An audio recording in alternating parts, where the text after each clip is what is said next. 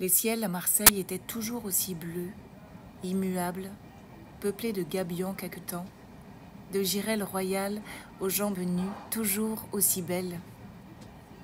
Alors pourquoi Constantin, dit le grec, était allé se mettre dans cette sombre Angatse? Justement, une galine au regard noir comme encre lui avait d'un seul coup enragué le cœur et l'âme.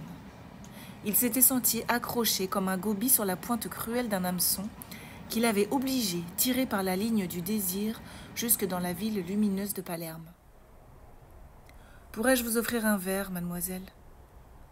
Elle m'évalue de dessous ses longs cils vierges de tout maquillage.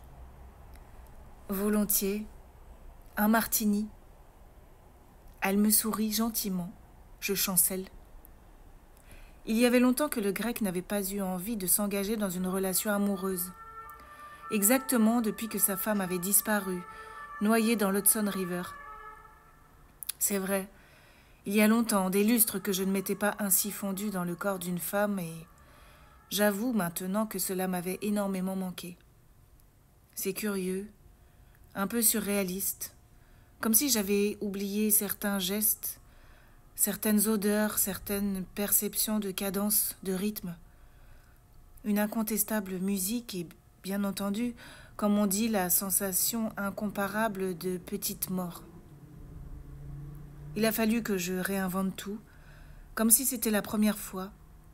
Un œil qui dérape, un sein velouté, délicat, un sexe encore plus doux qui fond dans la menotte, une bouche à baiser, à lécher, qui est capable de tout, une nuque fragile, éclairée par la lune là-haut qui se moquait de mes incessants et puérils désirs d'homme.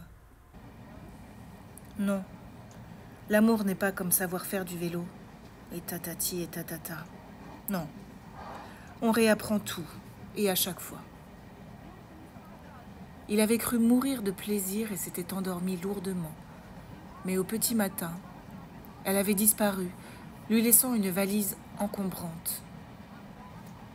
Et c'était pour lui rendre que notre éternel amoureux s'était retrouvé dans une engambie monstre en cette belle cité de Palerme.